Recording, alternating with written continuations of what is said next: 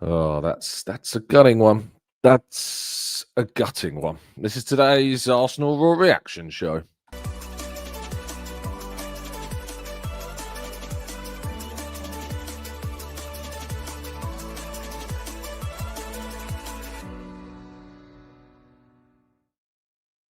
And welcome to the Gooner Talk, back again with you guys and girls for another episode of what is indeed the Arsenal Raw Reaction show, joining you the morning after Arsenal's defeat to Aston Villa. Arsenal's first defeat in 18 games as an unbeaten run comes to a painful finish in the last kick of the game, in which Arsenal could have earned a very decent point, and instead have come away with nothing. And Villa have absolutely solidified themselves at this point into the current state of the Premier League title race. It's still very early on in the season. We've talked about this a lot, but when you're only 3 points behind the leaders, there's very, very little you can say other than at the moment they are in the title race. First of all, apologies that there was no show yesterday. I couldn't find the time nor the company to get a recorded show for you. If that was the bad omen and you're blaming me, I'll take it. All right, I'll take it. I'm sorry. I'm so sorry that there was no show yesterday. And if that had a bearing on the result because of any superstitious means, again, I do apologize. So sorry about that. But I hope that you'll forgive me. I hope you enjoyed the show with Clive on Friday. There's actually some things from that show which I think are good to talk about from the game, and I'll come on to that in a little bit as well. Good morning to those joining us in the chat box this morning. Rob, good morning to you, to Tyrell, to Paul. We've got Nick, we've got Mandy, we've got Mohammed and Sid. Good morning to Just Saying. We've got Claire, we've got Brian, we've got so many more. Natalie, Barry, Glenn, Carl. Thank you so much for all of you for joining in, and the rest of you as well. I haven't got time to read all the names out from as well, so thank you to all of you for tuning in and listening. Let's jump to today's story, shall we? And please do drop a like, subscribe, all the usual YouTube stuff. I know that these mornings in particular after a defeat are the worst, so I always am very thankful. And I also want to say before we go into today's slides that if you need to take a break, if you need to look after your heads, if you can't in any way discuss football without somehow saying something horrible to somebody else, probably for you people as well, take yourself away from things. But equally, if indeed you're struggling because football is such an integral part of your life and you need a break, take that break. Please do take that break and switch this show off right now and go and have a wonderful Sunday away from football with friends and family. Just look after your head as much as anything else. It's always important to do that. But for those of you that are still here and still with us as well, let's jump into today's slides, shall we? Arsenal lose 2-1 at Aston Villa in a truly gutting defeat. And it was gutting. You know, at half-time, I remember saying to Charles at 1-0 down, sitting with Charles all game, and I said to him, at this point, I think a draw, would be great. Before the game, a draw wasn't a terrible result at all, but with one goal down at half-time, and you could already see, I think, by the half-time point, just how unbalanced we were, and how frenetic the game was becoming. Like, we don't have games like this. Games like this don't really happen to Arsenal in the sense of how end-to-end, how many opportunities there were for both teams.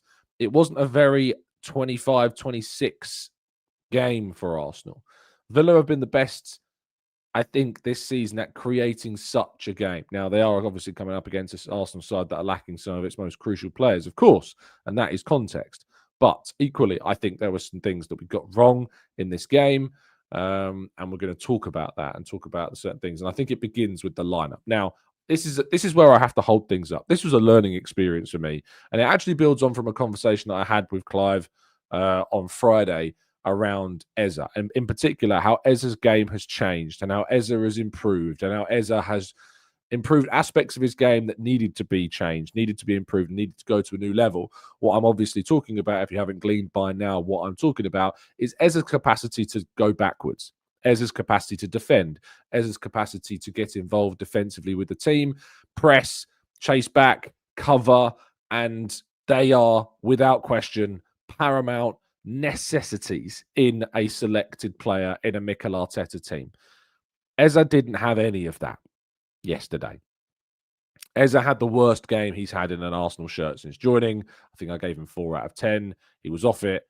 He wasn't sharp. He lost the ball. He wasn't present. He wasn't in key areas. And while I think there is definitely scope for Eze to play on the left in some games, and I even thought because of the improvements that I've seen this season, that there was scope for him to perhaps play a left in this game, that very, very quickly became apparent that this was certainly not the game in which you play Eberechi Eze on the left. In a game away from home at Villa, where there's potential for them to run in behind, be quick on the transition, quick on the turnover, and you need to be busting a gut to get back in every single situation, this was not the game for Eze. So I hold my hands up here. The selection of Eze on this game was incorrect, was wrong. And that was easy to say with the benefit of hindsight, and I'm sure that Mikel would say that too.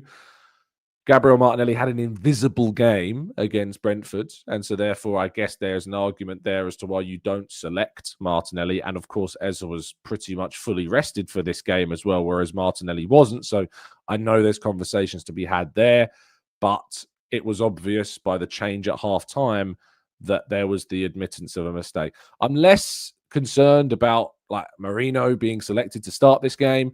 Viktor Gyokeres has played around 10 minutes or so in the last 2 games. In each of those last 2 games. So he's clearly not fully fit enough to start, which sucks because we could have really done with his presence. It's very obvious that Viktor Gyokeres changed the game in which he entered it in the way in which we were then different, because we didn't have effectively a bit of a statue, which Marino was yesterday, playing and giving the emphasis to the Villa defence to really play out a lot more efficiently. They weren't threatened. They weren't challenged. They didn't have the pressure that comes with having Viktor Gyokeres playing off the last shoulder. We'll come on to Gyokeres' game overall in a little bit, but I think it's really important that we address the clear reasons as to why those changes happened at halftime, and also why those players were selected from the start to a degree as well. So Gabriel Martinelli probably should have started over Eze for me. Probably should have started, but that's with the benefit of hindsight. That's with me picking Eze in my predicted lineup and desired lineup in the show and in my Reporters 11 piece as well. So it's really easy to say that now. Everywhere else, I don't really have too much of an issue. The only other thing that could have maybe changed was if we'd have maybe brought off Ødegaard instead of Eze, removed Eze at 10. That was another option. Ødegaard's a really difficult player for me to talk about at the moment because I'm a little bit torn in his return to the team. Ødegaard is a brilliant player. Ødegaard's been one of my favourite players. But Arsenal have really benefited from Eze's chaos kind of in the number 10 role quite a bit. In some games, he does go missing, especially away games. I think at Sunderland, he was invisible. At Chelsea, he was invisible. So maybe even at the 10 role, Eze would have been pretty invisible in this game. It wasn't a game for Ethan because Ethan defensively is so lacking. If we're talking about what Eze doesn't do going backwards, we have the same question marks with Winery as well, because he just doesn't do the work going backwards at the moment, and that's a part of his game that absolutely needs to change if he's going to have a future with Arsenal. I have to think carefully, I think, about how the balance is in that midfield right now. I still, in the end, think that the conclusion is that Ødegaard was probably right to stay on and had a decent game.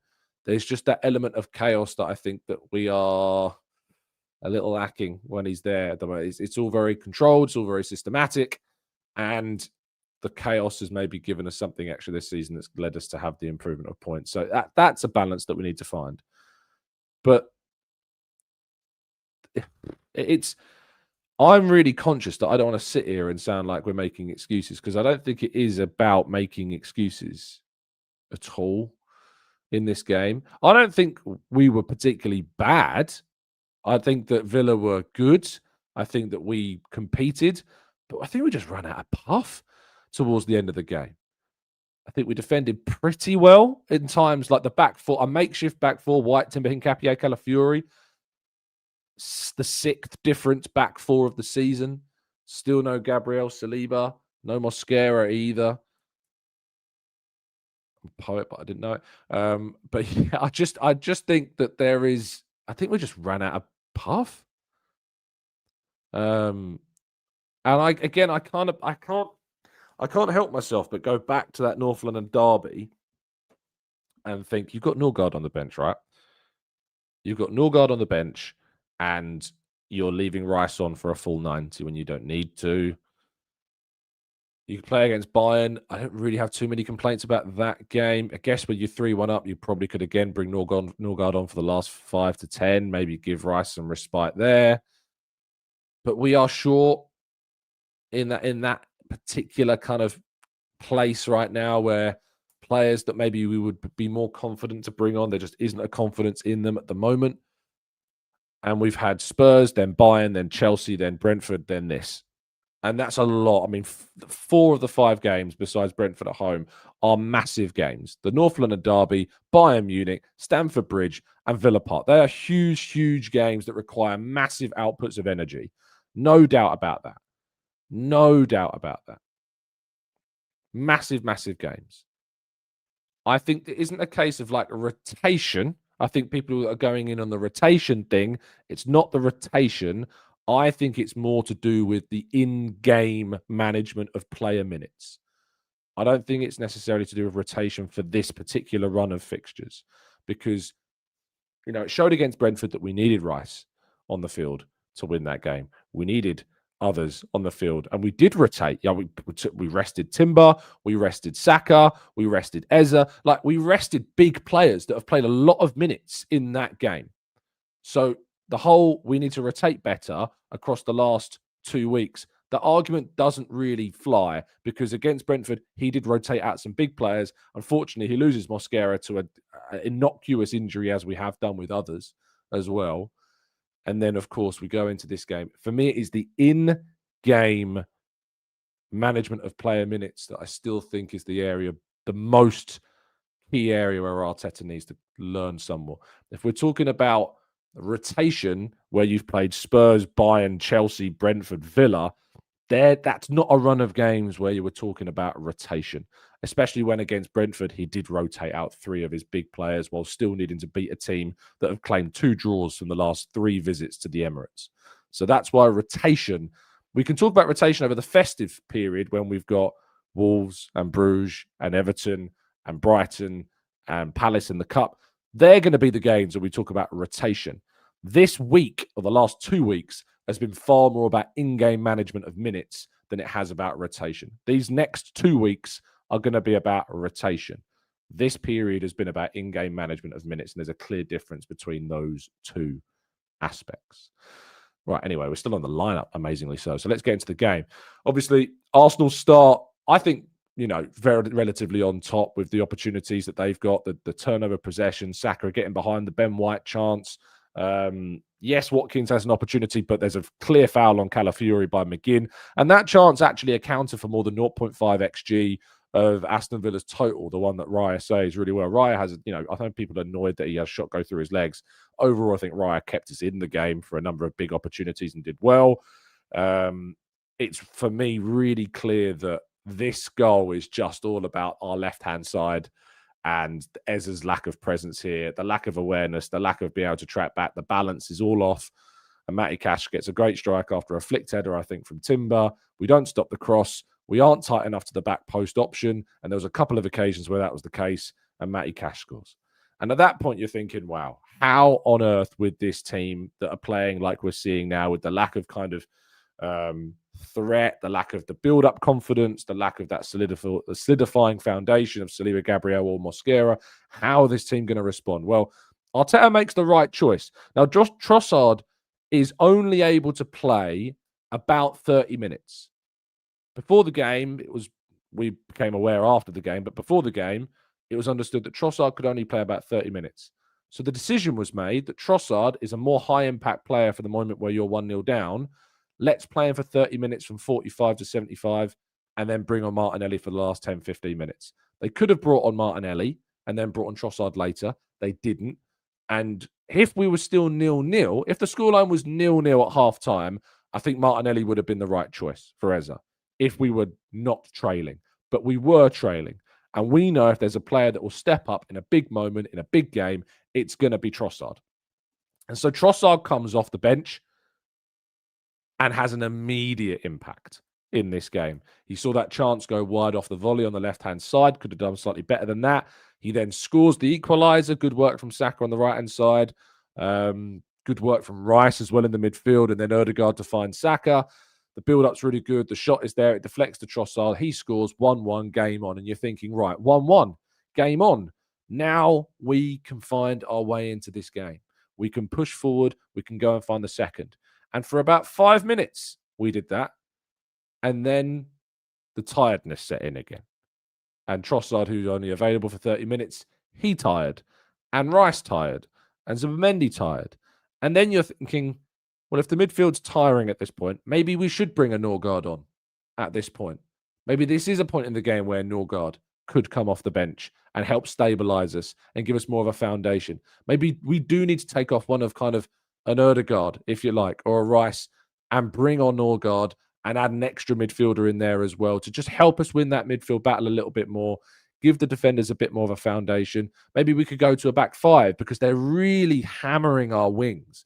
Calafiori, I thought, was one of our best players on the day. He made a couple of mistakes, there's no doubt about that. But Calafiori, I thought, one of his best performances. In the first half, Calafiori was brilliant defensively. In the second half, he grew into it as well. And I think the mistake that he makes where he kind of has that bad touch that leads to Marlon's chance, that's overtaking a lot of some people's discussion about Calafiori. I think Charles had him as our best player in his player ratings. I had him as our second best player in my player ratings. I think Calafiori had a really solid game, but he gets the yellow card, and that means he's now going to miss the game against Wolves, which I think if you're going to miss a game through suspension, it's probably the best one. Probably the best one. I think that's the reality of that scenario for me, is that if you're going to have a suspension, he might as well miss Wolves. And Miles Lewis-Skelly can come in for that game, or if Saliba's back, Nkapie can go left back. And well, no, you wouldn't even do that anyway, would you? I guess because yeah, it would be Miles Lewis-Skelly. So yeah. So yeah, Saka then has another really good chance. Like as I said before, Arsenal didn't play particularly badly. Like we created a lot of chances. Arsenal could have easily won this game. It wasn't, again, as has been the case with every single game that Arsenal haven't won this season, Liverpool, Chelsea, City, Sunderland, Villa, all the 5 games that we haven't won this season, only our second defeat of the campaign, every single one of those games Arsenal could have won. In none of those games do you turn around and say, without a doubt, the other team deserved to win that beyond all doubt, beyond all measure, and they were comfortable victors in this game. Arsenal could have won any of these 5 games that we've dropped points in, and we missed some big, big chances. And it was the same I pointed out last season. The clinicalness is what really, for me, last season was the biggest issue. And it's bleeded a little bit into this season in some of those games we dropped points against City, against Sunderland, and here. Saka has a great chance in the box. It's just cleared. I think it's Camara that gets his foot on the ball as well. And that's really, really key. I think that we missed kind of those moments. Ben White's chance, Odegaard's chance, Marino when he laid that ball through for Saka in the first half. If that ball is slightly better, who knows? I think Saka might have been offside, but if he plays the ball slightly earlier, Saka isn't offside. So that for me is key as well. But Gyokeres comes off the bench and offered, in terms of his offering, like in terms of his on-the-ball stuff, he offered very little. His presence changed the game for Arsenal at halftime. His presence definitely changed the game. There's no one in the chat box that can say, I mean, you could say it, but you'd be wrong, that Miko Marino shouldn't have started this game because there wasn't anyone else to start instead of Miko Marino. Gyokeres couldn't start this game. He played 10 minutes in the last game, 10 minutes in the season before that. And again, I was hoping that someone would make the mistake. And Rohan, I'm sorry that it's you. But saying Gyokeres needs service like Haaland, it's not about that in this game, because there is an unbelievable pass from Rice that Gyokeres should absolutely be on the end of. This pass from Rice is a stunning cross that any number 9 should be more alert to, playing off the last man more. And Gyokeres should be in that space between the 2 centre-halves to tap this ball in the back of the net. And the ironic thing is that he did that earlier in the season. Think back to what was it, the Forest game? Eza, left-hand side, left-footed cross across the box. Gyokeres is in that point, in that moment, should tap the ball in and does. Here, though, Why Gyokeres? It's probably a lack of minutes, a lack of sharpness, but he has to be in that point at that time. I don't know what Madueke is doing at the back post. It's a really poor execution of that chance. Better decisions need to be made. Madueke didn't have a very good game off the bench at all. But Gyokeres here for me, if you're the one that's been signed for like 60 million quid or whatever, 54, whatever it is, you need to be alert in that moment, in that position. You need to be there. You need to be in that position. A Big Caesar says you're talking about one poxy pass. That can be the difference, mate. That can be the difference between winning or losing a game. That can be the difference between an elite striker, a top striker, an okay striker. One key pass, one chance, one moment, being in that position, having the understanding, the switch being turned on to be in that moment. So, yeah, I am talking about one poxy pass, because that one poxy pass could be the difference between Arsenal winning a game and therefore at the end losing a game. That one poxy pass. Because sometimes at this level, at the very highest level, you only get away from home at tough grounds, one or two big opportunities. So when you have those opportunities, you need your players to be in that position. I don't want to be that guy that's sitting there saying, I have my doubts about Viktor. I do have my doubts about Viktor. I had my doubts about Viktor weeks ago, months ago. He's the player that we looked to sign because the market just was not there for us with centre forwards. But if we have to be honest with ourselves, I think we can all see us going into the market again in a season or two and buying another centre forward potentially. I, for one, am desperate for Kai Havertz to come back. But the reality is that Kai Havertz, when he does come back, he's not going to be the Kai Havertz from last season when he was fully fit before his injury, who was on for a 20-goal Premier League campaign run. We have to accept that when Kai Havertz comes back from this injury, he's probably not going to be the Kai Havertz that we need him to be. But I really, really, really, really, really, really need something else. Maybe Gabriel Jesus as well. But again, he's coming back off a big, big, big knee injury. There are big concerns about Gyokeres. We raised them in the summer, and they're coming up a little bit more now. And you think at that point, you know, in that Gyokeres chance goes by, the Saka chance doesn't go in, the Marlon chance goes wide. You're like, okay, this is playing out towards a point. And in the end, I can make my peace with a point. I think it's a very decent point. In fact, I think it's a really, really good point. Really, really good point. And I have got a lot of time for Pierre Hincapié, but what on earth was he thinking? I'm surprised not many people have picked up on this. But in the moment before the build-up for this game, before this goal, sorry, he does really, really well at the back. He wins the ball. He then dribbles from the right-hand side to the left-hand side, sorry, to the right-hand side. And instead of just smashing the ball up the pitch or finding a teammate, he just runs the ball out of play in a really, really difficult, dangerous, vulnerable area of the pitch. He runs the ball out of play. And that moment is what loses Arsenal the game, because what follows that moment is the build-up for Villa's winning goal. It's just, yeah, it's just so baffling to me, because I think Hincapié had a decent game overall. I think it was decent. I was giving him like a 7. It dropped to a 6 after that. I had to drop him down because of that. He cost Arsenal a really important point. And it might be fatigue, as Patrick points out. It might be tiredness. It might be just that mental fatigue as well. And you just make silly choices, silly moments. And it might be that. It might be that. But he is one of those that has been rotated. He has been one of those that has been able to rotate out. He played against Spurs, full 90, got a full rest before he then played against Chelsea. Played against Brentford, yes, and then comes in for this game. But this is his 4th game in what? So it's Spurs, didn't play against Bayern, Chelsea, Brentford, and then this. So his 4th game in 2 weeks and 2.5 weeks. And you're looking at that and you're thinking he should still be I still don't think he should be making that mistake. So, and yes, Gary, you're right. A lot does happen after that. And I'll be very honest, I don't really have too much issue with the defending in the box for their goal. They defended the absolute heroes. Bodies were flying in everywhere. They just couldn't get the ball.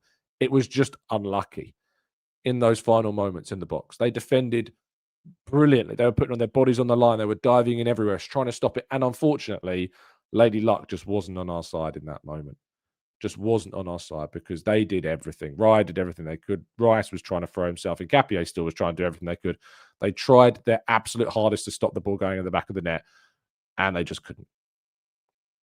They just couldn't. Ask Nexus, Tommy, you're going to do a phone in today. Are you going to phone in, Nexus? Are you going to phone us? If you're going to phone in, maybe I'll open the phone line up to you. Let me know.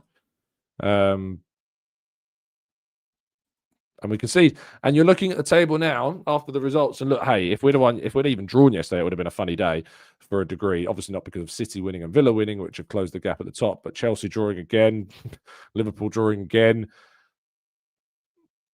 It's just for me really, really, really, really, really, really, really, really, really,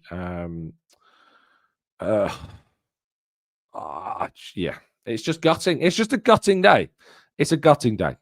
I remember I did the show with earlier in the season, and he said to me after that, I think we did that show right after the Gabriel injury for Brazil.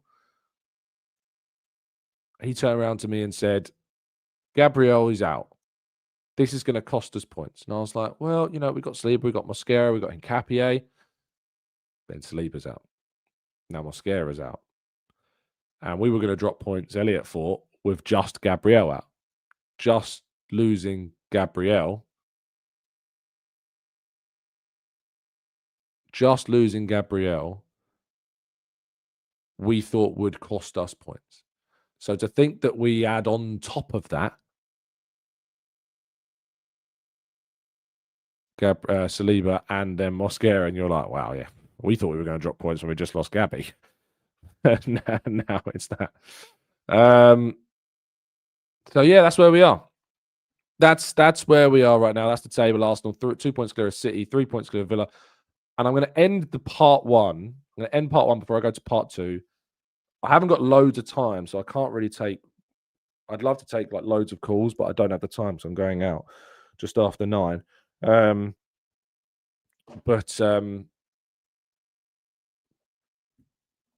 I think that I think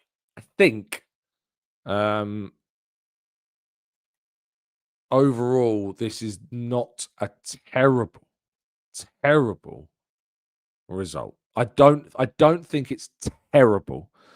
I think that the context really does affect a lot of what the feeling is around this game and how we lost it and the position that we lost it in. And I think that has absolutely affected how we viewed it. But I want to end this part, but before I go into part two, by saying some of what I saw after the game between our own fans was horrid. It was absolutely horrid. It's always some fans don't deserve Arsenal winning the league. Like genuinely, some fans don't deserve to have their team win a title because of how they behave after we lose. It's really as simple as that for me. Some of the vitriol, and by the way, I want to make it very clear: we're not conflating. Some people felt yesterday this is what I was saying. We're not conflating debate or criticism or concern with abuse. There is a very clear line between those different things.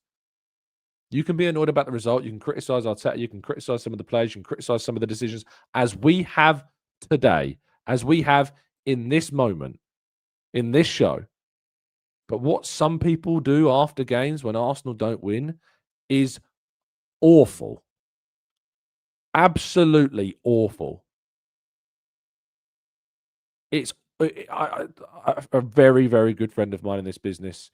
I don't necessarily want to bring attention to his post on X. I mean, he has put it out publicly, so it's there. But I don't really want to necessarily. I'm really conflicted about it. But reading what he posted yesterday, and if you know, you know, it was awful. It's triggering for him. It triggered me reading it as I was brought attention to it this morning when someone sent it to me. Some of the behavior of our fans is disgusting. Absolutely disgusting. Because we've lost a game. It's just a game. It's a game. I thought it when I was younger. I was like, and if Arsenal would lose and I was awful, my missus would be like, it's just a game. I'd be like, no, it's not. It's my life. Arsenal is everything to me. It's this, it's that. It's not. Grow up. It's a game. There's so many more important things in this world than football. It's a game. It's my job. I lose twice when Arsenal lose. I lose as a fan, and I lose because I have to write and talk about it for the next few days until they play again. I lose twice, sometimes 3 times. But I get over that defeat pretty quickly, because there's just so many more things. I went and had an amazing evening with my family last night. Loved it. Loved every second of it. Forgot about the game entirely. It's just some people just take things so far, and it's horrible. Again, this is not to say that you can't criticize. You can't have a debate. You can't be concerned. You can't say X player wasn't good enough. It's not saying you can't say Arteta made mistakes or this wasn't good enough or he needs to do this better. It's none of that. It's nothing to do with that. But it's to do with how people react after games and what they say to things and what they respond to other people with.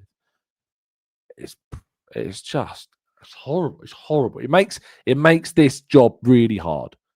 It makes it really hard to want to jump on and talk about Arsenal, debate about Arsenal, put your opinions out about Arsenal, because there's so many horrible. It's not just one or two. It's not just a few people. It's not just a little quiet minority anymore. It's loads of people. It's loads of really horrible people that just respond so disgustingly after Arsenal drop points in any situation. It's just horrid. So horrid. Anyway, let's go to part 2. Maybe I'll be able to take some calls. Maybe I won't. We'll see. But let's jump into part 2 and get some of your thoughts right after this.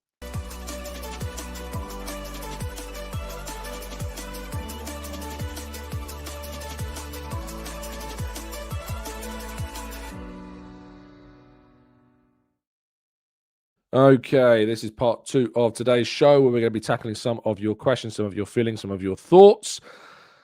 So if you've got any comments you'd like to throw into the chat box, now is the time to do so. So without further ado, we're going to try and tackle as many of these comments as we can. I mean, it's funny when you speak like we were just speaking there about certain things, and then it always gets someone in the chat. Someone, whenever I have a conversation like that where I talk about mental health, or whether I talk about the abuse that some people send online, whenever I talk about that, you always get a couple of people that just hear it and they're like, oh, it riles them so much that they must type something abusive into the chat box, and we had that. So it's just so predictable. So predictable. Absolute losers. Mikey says, question, why do the players and Arteta find it so difficult to find Gyokeres earlier and more often? Sir Alex had to make United pass to RVP. With respect, Mikey, Van Persie is levels above Viktor Gyokeres. I mean, we just have to be very blunt and honest about that.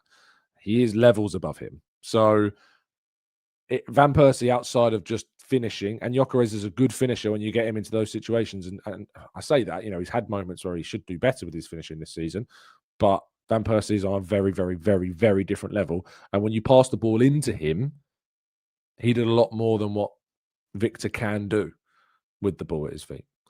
Helicopter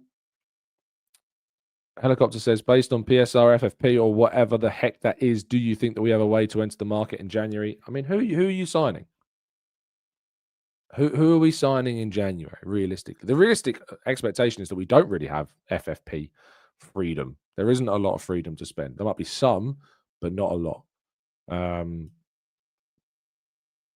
I think in the summer, I mean, Baleba, you're not getting Baleba in January. I mean, please. Brighton are going to ask for ridiculous money for Baleba. You haven't got that. We haven't got that to spend in January. I'd love to sign him in the summer, no doubt. But you ain't getting Baleba in January. I mean, this is what I mean. People are already starting to go into the realms of fantasy already about January. We need a player that can come in more efficiently for Rice and rotate with Rice, but that's really hard to find. Finding a player that's going to be happy not playing regularly because we have Declan Rice, but is good enough to be a player that you can rotate with Declan Rice is really hard to find. I think that the option there is to play Eza and Ødegaard together in midfield with Zubi or Rice behind them, and then you can rotate out and play Martinelli left. That's one option for us. But finding a player that you can effectively rotate out Rice or Zubimendi with that's not going that's going to be happy knowing they're not in the starting lineup. Good luck finding that player. Good luck finding. I mean, we struck gold really in a way with Madueke, because finding a player that would be happy to be behind Saka and knows the situation It's very hard to find a player of quality to be able to do that. Cassie Khan says, is anyone concerned regarding the pace up front in the team apart from Nelly? There's no one who has any real pace, and many regard him as not good enough. I mean, Viktor has pace, but again, I don't think pace is. You fall into kind of a little bit of a computer game trap when you talk about pace. There are only a few games in the campaign, Villa away is one of them, where pacing behind is really relevant. The majority of games Arsenal play, pacing behind isn't too relevant because the way in which teams set up with mid and low blocks, we aren't really getting players in behind. So while Martinelli has that, and that's why he should have probably started the game in hindsight over Eza, but we really don't have those types of profiles because we don't tend frequently to be in positions where we need that pacing behind. That's kind of the issue. Let's go to Anish. He says, while I understand the playing against such solid teams coached by brilliant managers is difficult playing at their home turf, there must be a reflection of Arsenal's away performances this season. So Arsenal's away performances this season, obviously, we played well against Liverpool in the first half, didn't build on it for the second half. We played, our second half against Sunderland was excellent. We were so unlucky not to get a result in that game. Chelsea, I think you have to look at the officiating in the Chelsea game beyond anything else when you consider that performance. We won at Slavia Prague. We played really well at Burnley in the first half, one of our best performances of the season away from home, and took that 2-goal lead. Won 1-0 away from home at Fulham. Won at Newcastle in a really good performance as well. Won at Port Vale. Won at Bilbao.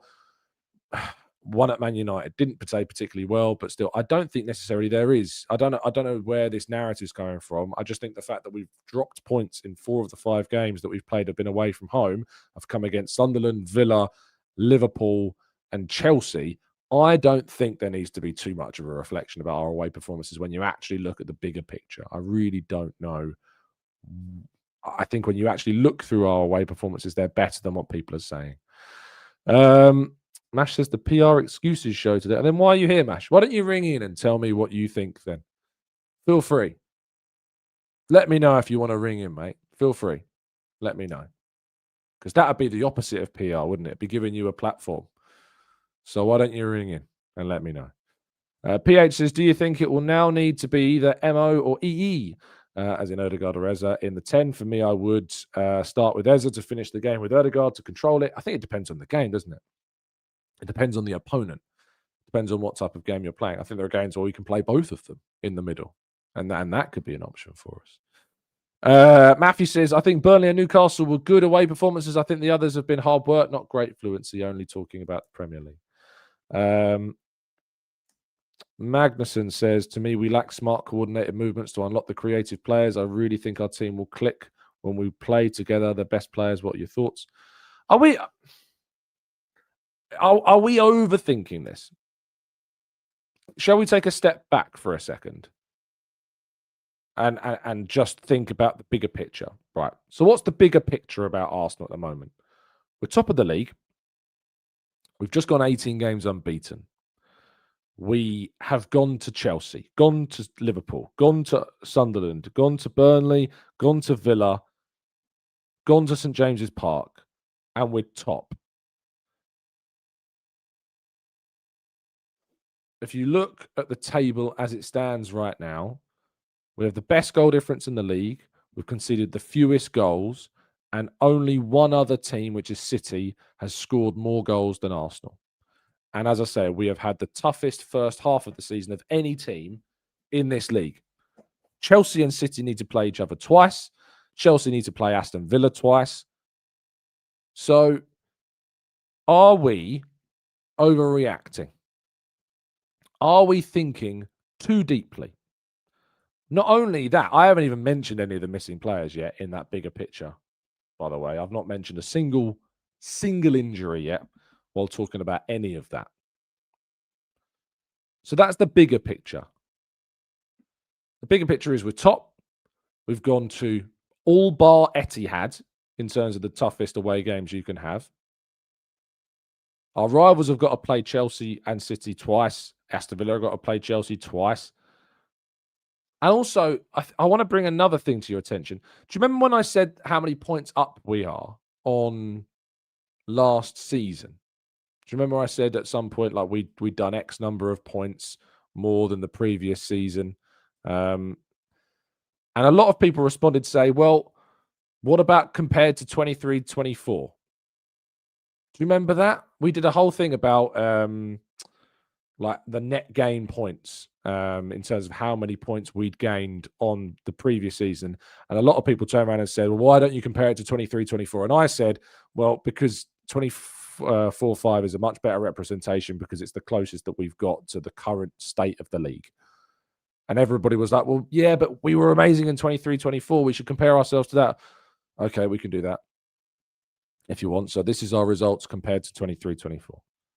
Man United, we won. Leeds, obviously the corresponding fixture, we won. We lost at Liverpool, which we drew at. We drew against City, which we managed to win at home against. But we lost at Newcastle in 23-24, and we won this time around. We lost at home to West Ham.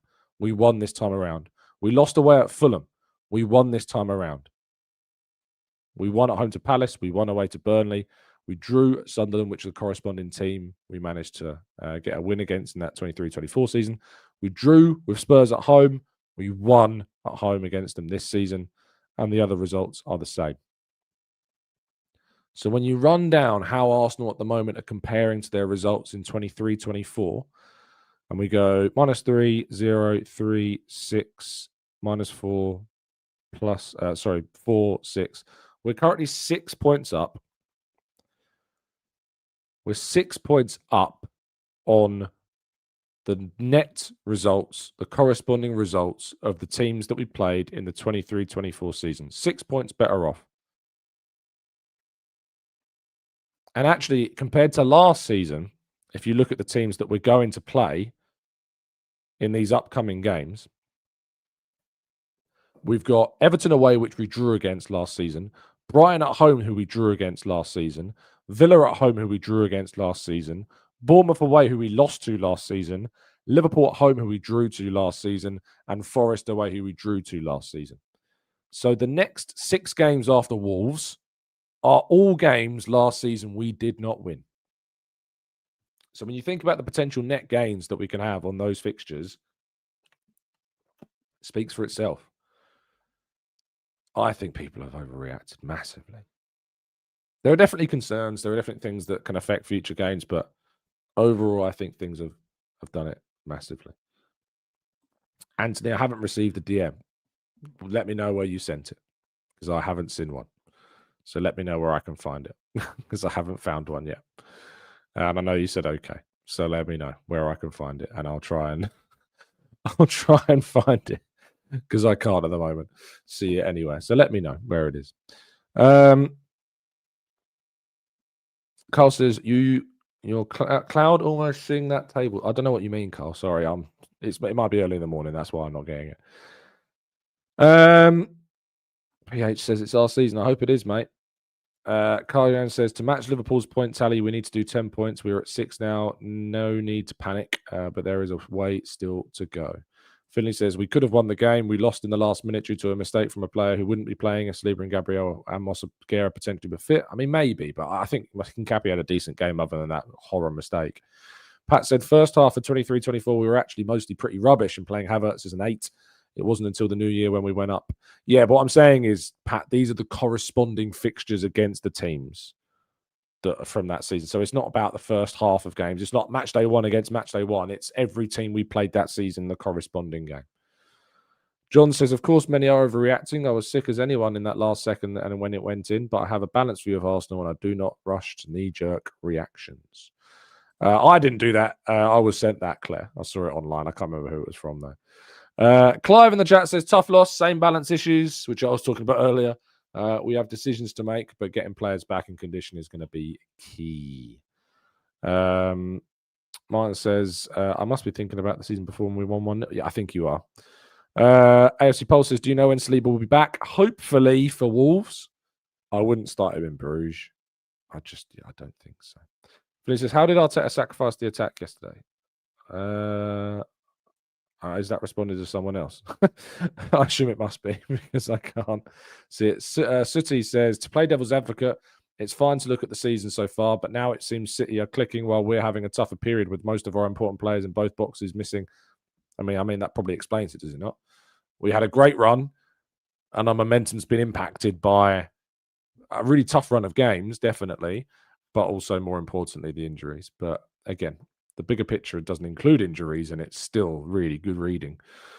Matt says, most annoying thing about this fan base is when some recycle tired talking points whenever we drop points, the handbrake, etc., rather than talk about the game, it comes back to them not liking Arteta. Yeah, well, you're always going to get those people. Pat says, it's mad that we could have won yesterday's game if anyone tapped in Rice's brilliant cross. Indeed. That's what I mean. And that's another part of the bigger picture. That's another part of this, isn't it? Like, ultimately, we're not far away from winning that game. We're like one moment on each end of the pitch from winning that game. And that's the fine margins, you know. And that's why I'm not melting down. I'm annoyed and I'm frustrated and I'm pointing fingers at a couple of mistakes and a couple of selection issues and stuff like that. But I'm not really seeing why there's such anger. Such anger. Really tricky. Sharif says, hi, Tom. How many changes do you think we make in Bruges? I think we should make wholesale changes because fatigue. Yes. So in Bruges, Kepa should start. Give Raya a bit of a mental break. He doesn't need to, but, you know, you could. Give Marley Salmon potentially if he's been registered. I'm not sure if he's been registered on list A, but if not, I think we need to think about really wholesale changes. Beating Bayern was huge. We've built up a 3-point gap at that kind of period of the Champions League. They are a good team, Club Brugge. You know, you can't underestimate them. But there are some players like Gyokeres who needs to start. Madueke should start. Martinelli should start. You could probably start Ezra after he came off at half-time, you know, in the 10. Norgard should start. Give Zubimendi a rest. Calafiori should start because he's going to be suspended for Wolves. So yeah, let's see. Let's see if anything happens. Let's see if anything's gone through here. Anthony, mate, you're not telling me where you've sent them. Mate. You've said the good. I've every account is called the Gooner Talk, mate. What platform? X, Instagram, email. Where? Where? Where have you sent something? You're not giving me any information. Finley says, no, I'm in agreement with you, Tom. Pretty much other than what you said on Gyokeres, I think he deserves more time. He's never played at this level and was always going to need time to adjust. Absolutely. Gunnar Max says, Tom, our ladies 1-2-1 at home against Liverpool. Great goal by Stina. Blackstenius towards the end. A word for them, please. That's a positive. It is a positive. What's not a positive is that they decided to schedule that game at the exact same time as the men's team playing. Just ridiculous. Absolutely ridiculous. So why on earth they decided to schedule that game at that point, I have absolutely no idea. I just don't get it. Just don't get it at all. But it is what it is. Aleon says, Tom, are we winning the league? Hope so, mate. Hope so.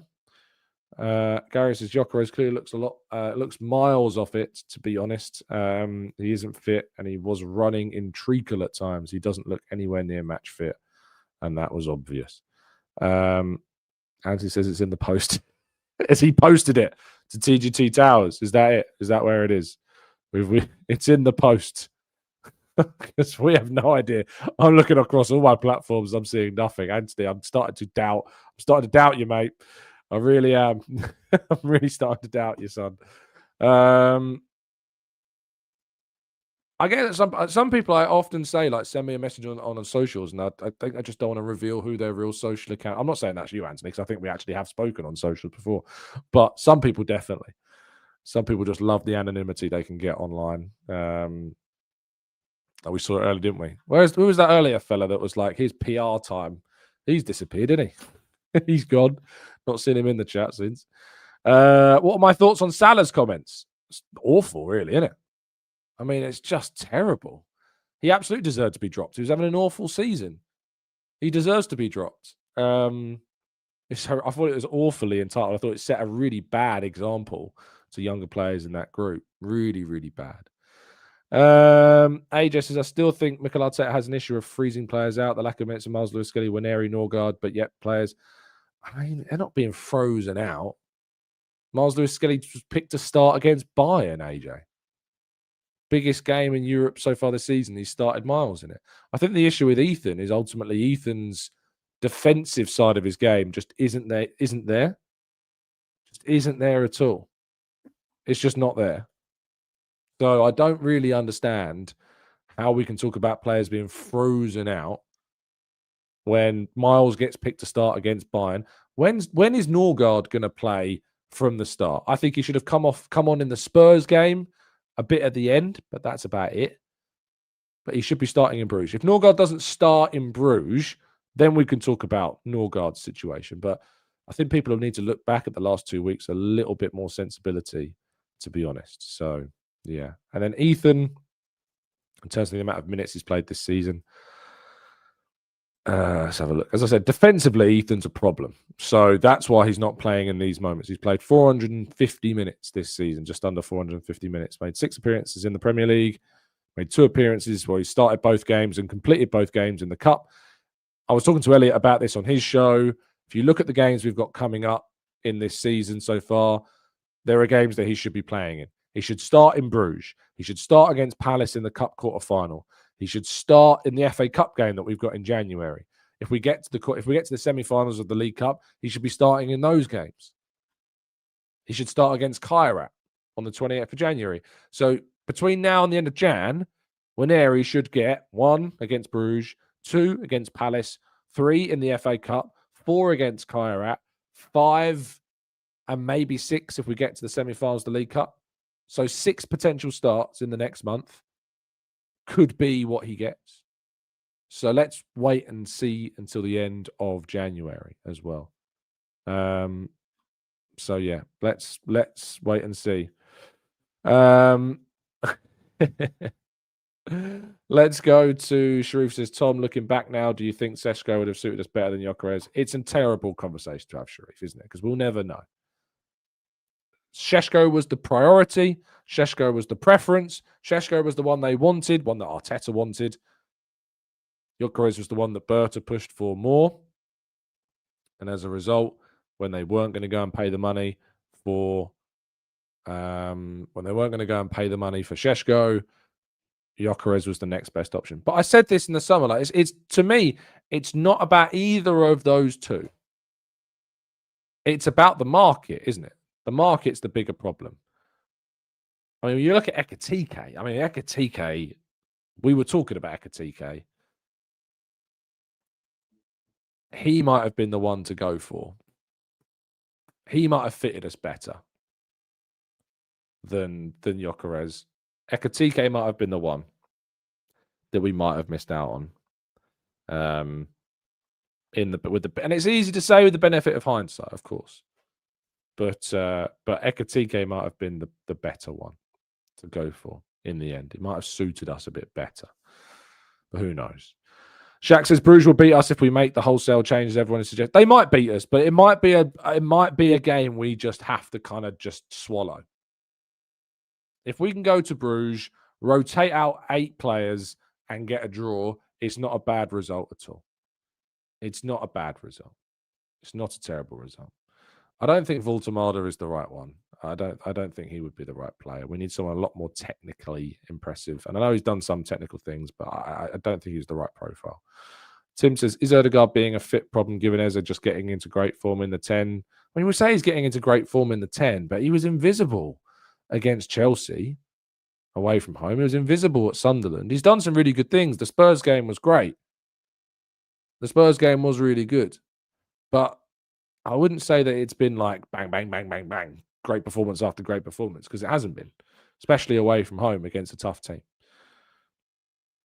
I'm going to have to bring the show to an end. And that's a shame, Anthony. I'll tell you what, it's a real shame that you've not offered us any way of getting you on the show after you said you want to do a phone in. You've not given us any way of letting us know where on earth we can get in touch with you. So that's a real shame.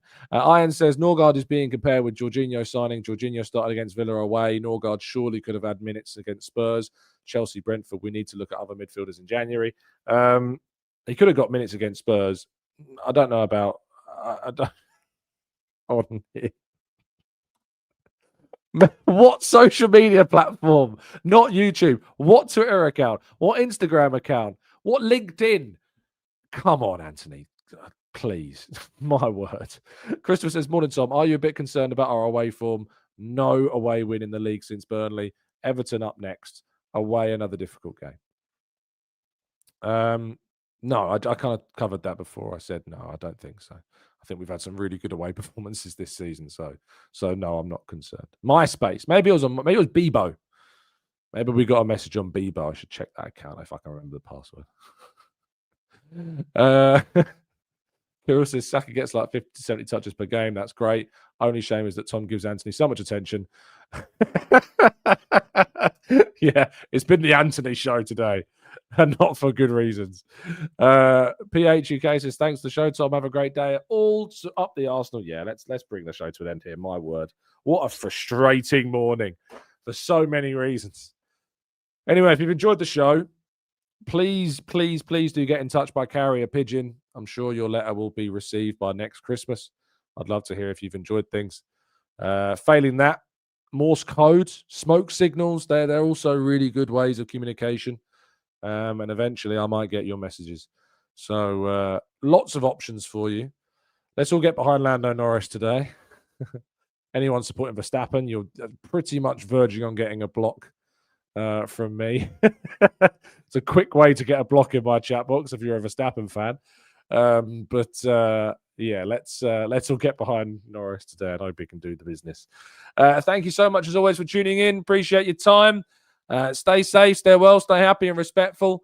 And as always, up the Arsenal.